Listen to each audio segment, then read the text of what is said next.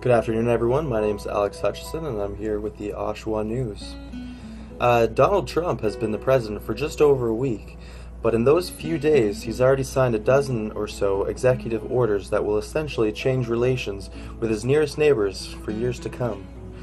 With a single stroke of his pen, Wednesday, Trump began reshaping the U.S. immigration policy, kickstarting his plans to build a wall on the border with Mexico while cutting off federal funding to cities, including some close to the Canadian border, that have been refusing to retain undocumented immigrants. The target, of course, is Mexico. Trump vows to tax Mexicans up to 20% to pay for the wall. But Stephanie Carvin, a former national security analyst with the Canadian government who teaches at Carleton University, says those decisions represent a serious challenge for Prime Minister Justin Trudeau. We're going to have to reassure the Americans that our vetting process for immigrants and refugees is consistent with their own, so there's no issue about security, Carvin said. Canada lifted its visa requirements for Mexican travelers in 2016, but said the decision would be revisited if refugees' claims rose to $3,500 a year.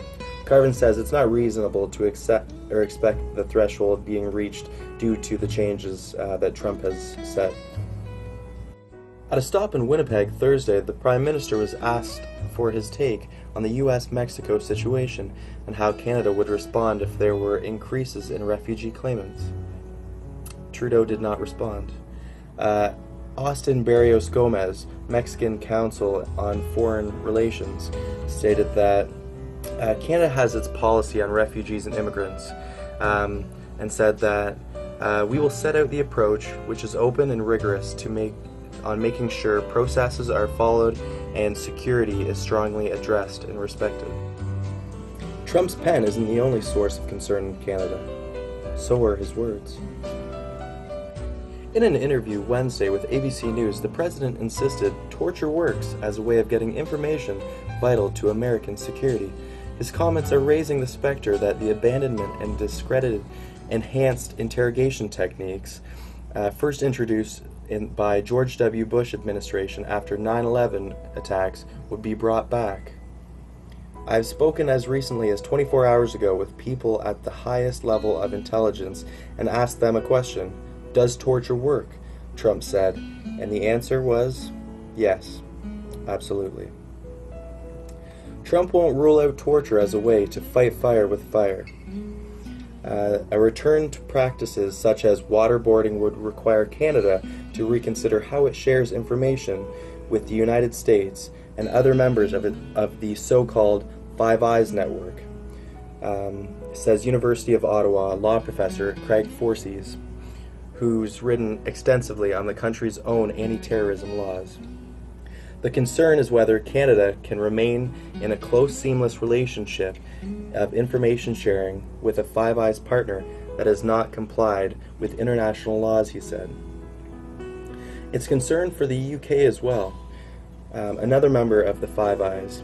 On Thursday, the Guardian newspaper quoted a former British diplomat who said the country's security agencies would be torn between a moral and legal obligation not to be involved with a torture and other heavy dependence on the U.S. for intelligence.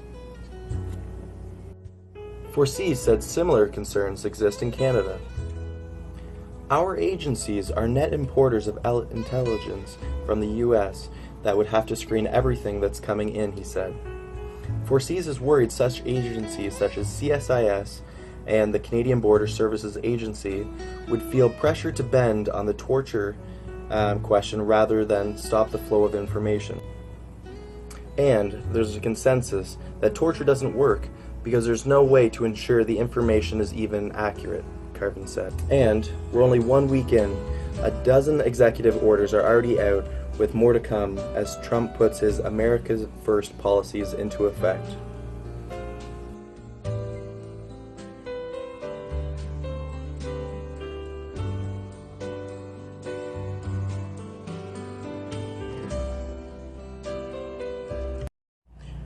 The question is, what is the main issue discussed in the article?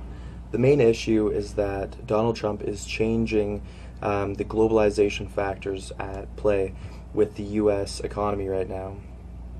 So what's happening, or what he's trying to do, is trying to have export only coming from the United States, and reducing or minimalizing the imported goods coming from Europe, Mexico, and Canada, but mainly Mexico. And this is happening because he's stating that there are too many illegal immigrants, and just trying to get the American people to follow suit that the job should remain in America, and not go to other countries or agencies. All right, and the next question is, what do the main participants stand to gain or lose in this situation? So let's begin with Europe. So mainly with Europe or other countries such as Bangladesh, China, is their exported goods. So the United States purchases a lot of their goods because it's cheap labor, due to their laws and whatnot. So without that, they might have to cut back on their exports, which may raise their cost because they won't have as many people buying. So that will lower the stocks, especially for the companies that are owned in the United States, but they manufacture in the state say Bangladesh. Companies such as Nike, something like that. What that will have an effect on that is that Nike won't be able to make the goods in those countries because a big purchaser, the United States, will not be able to do that. So that's going to probably drive the price of products such as that up. What will happen in Mexico? Almost the same thing. A lot of companies are based in the States that are currently in Mexico for manufacturing and stuff like that. There's going to be at least a 20% tax on any goods imported into the States from Mexico. So that might bring companies back to the United States, which will put thousands, if not millions, out of work in Mexico. In Canada, it just means that we might start using our own oil. There's many companies that are in Canada with oil that are American. So I'm not sure if those companies will have to pull out. I'm not sure what will happen, but there will be a 20% tax on anything going in, also from any foreign country. So that'd be Canada as well. So I guess we'll have to see what happens there.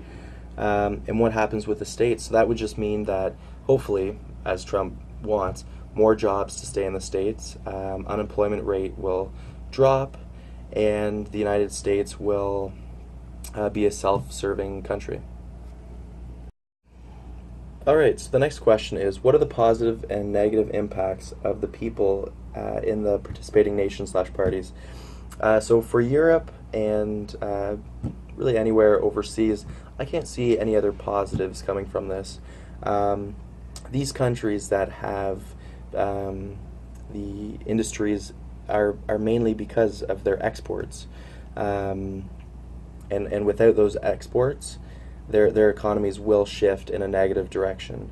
With Canada and the U.S., immigration will definitely change going into the United States. Even getting across the border, it will change.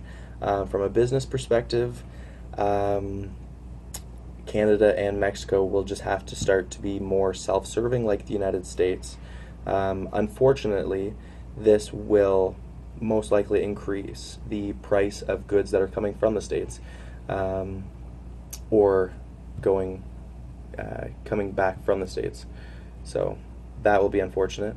The only positives that I can see would be the jobs that are increasing in the United States. Just bringing more factories back to the United States, but it probably will increase the price of the goods because labor is expensive. Just operating the factories, there's more standards. It's just going to be more expensive overall. In my opinion, how can the situation be resolved or improved? I think that the American government has made a lot of choices um, that are very self-serving. Um, and I feel like in the next couple months, we're going to see that many of the other countries around the world are going to stick together, and it's going to put the United States in a very awkward position. Um, and although they will be self-serving, independent, it's not going to be very beneficial when potentially the rest of the countries band together and raise their products to go to the States. Um, I'm not sure exactly what will happen, but I feel like if that happens, that will be the best case scenario. Um, yeah.